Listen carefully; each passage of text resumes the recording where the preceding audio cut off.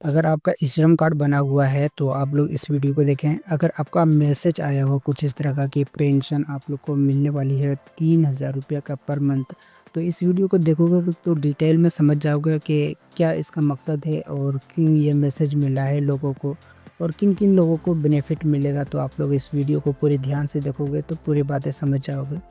तो मैसेजेस जो है सो बहुत सारे लोगों को मिली है और जिन लोगों को मैसेज मिले है उसको ये वीडियो देखना बहुत ही ज़रूरी है, तभी उन लोगों को ये लाभ मिल पाएगा। और जो उनको जिसने भी ई श्रम कार्ड बना रखी है उन्हीं लोगों को ये मैसेज मिली है। तो चलिए इसका प्रक्रिया शुरू करते हैं, किस तरह से हम लोग इसका लाभ ले पाएँगे। तो सबसे पहले हम लोग आ जाएँगे गूगल पर आने के बाद में देखेंगे कि हम लोग को किस तरह से प्रक्रिया मिलेगी। चलिए हम स्कीम के बारे में सबसे पहले जान लेते हैं कि ई श्रम कार्ड का जो 3000 रुपये वाला पेंशन है जिसको मैसेज मिली है, उसका स्कीम क्या है। यहाँ पर आप लोग देख पा रहे होंगे कि ई श्रम और 3000 पेंशन योजना के बीच सीधा संबंध नहीं है। तो आप लोग समझ रहे होंगे कि इसका संबंध ही नहीं है तो पैसा कैसे मिलेगा। तो आगे पढ़िए, यहाँ लिखा जो है बल्कि ई श्रम कार्ड असंगठित श्रमिकों के लिए प्रधानमंत्री श्रम योगी मानधन योजना PMSYM योजना से जुड़ी है, जो 60 साल के उम्र के बाद 3000 रुपये की मासिक पेंशन प्रदान करती है। यानी कि आप अगर 60 साल के अंदर है तो आपको क्या करना होगा, और 60 साल के बाद वालों के लिए ये बता रहा है कि 3000 रुपये का पेंशन मिलेगा। और हम लोग फिर यहाँ पर देखते हैं कि 18 से 40 वर्ष के असंगठित श्रमिक जिनकी मासिक आय 15,000 या उससे कम है भाग ले सकते हैं।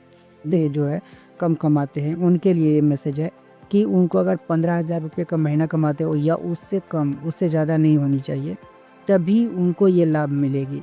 और वो भी मिलेगी या नहीं, किस हिसाब से मिलेगी, वो भी पात्रता 18 से 40 वर्ष की आयु के असंगठित क्षेत्र के श्रमिक। आय सीमा मासिक आय 15,000 या उससे कम होनी चाहिए। पेंशन राशि 60 वर्ष की आयु प्राप्त करने पर 15,000 की मासिक पेंशन मिलेगा आप लोगों को। यानी 60 साल के बाद ही भारत सरकार श्रमिक के संसाधन का 50% योगदान करती है। अगर आपका जिसने भी यानी पति या पत्नी में से किसी का भी अगर देहांत हो जाता है वो या उसका डेथ हो जाता है तो उसको जो है सो 50% मिलता है।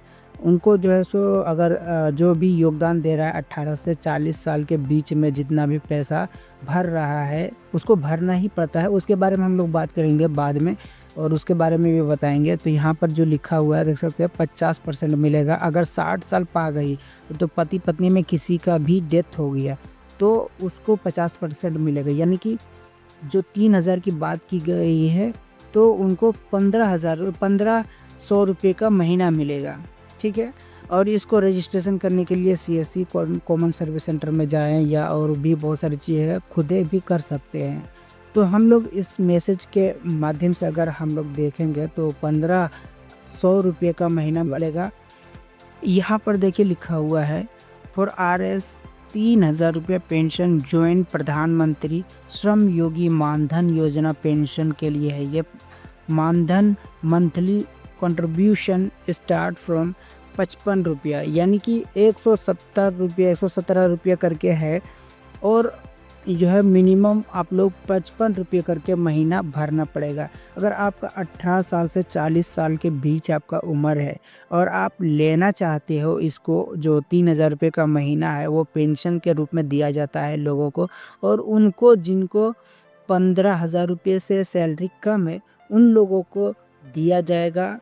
55 रुपये का भरेगा तो 18 से 40 साल के बीच में अगर 55 रुपये करके भरेगा तो उनको 3000 रुपये मिलेगा। और उनके पति या पत्नी में 60 साल पूरा होने के बाद में जो भर रहा है, यानी कि पति के नाम से अभी 55 रुपये का महीना भर रहा है और उसका 40 साल पूरा हो गया, 60 साल पूरा हो गया, उसके बाद में अगर उसका डेथ हो गया तो उसका पत्नी बची है तो उसकी पत्नी को मिलेगा 1500 रुपये का महीना। और उनको 3000 रुपये नहीं मिलेगा क्योंकि उसने नहीं भरा है, इसलिए उसको 50% मिलेगा। तो आप लोग बात समझ गए हैं। अगर आप लोग लेना चाहते हैं इस लाभ को, तो आप लोगों को यहाँ पर रजिस्ट्रेशन करना होगा और कुछ फ़ीस पेमेंट करना होगा। यानी कि बहुत सारे लोग इस पर वीडियो बना चुके हैं और इस डिटेल में नहीं बात किया है किसी ने भी कि कब तक ये मिलेगा और कैसे मिलेगा। तो यहाँ पर साफ-साफ लिखा गया है कि आप लोग अगर इसका लाभ लेना चाहते हो, तो आप लोगों को हर हालाँकि यूट्यूब पर आप लोगों को बहुत सारे वीडियोज़ मिल जाएँगे। यहाँ पर आप लोगों को सही-सही बताया जाता है। आप लोग ई-श्रम का जो है ई-श्रम का ऑफ़िशियल वेबसाइट पर जाओगे तो वहाँ पर भी बता दिया जाएगा। लेकिन यहाँ भी आप लोग को बहुत ही बेहतरीन तरीक़ा से समझा दिया गया है। हालाँकि यहाँ पर वो ₹55 वाली बात नहीं कही गई है, सीधा-सीधा योगदान कहा गया है। और यहाँ पर जो है सो योगदान वाली बात ही वही है कि आप लोग अगर 18 से 40 साल के बीच कुछ पेमेंट करोगे तो भी आप लोगों का पेंशन मिलेगा।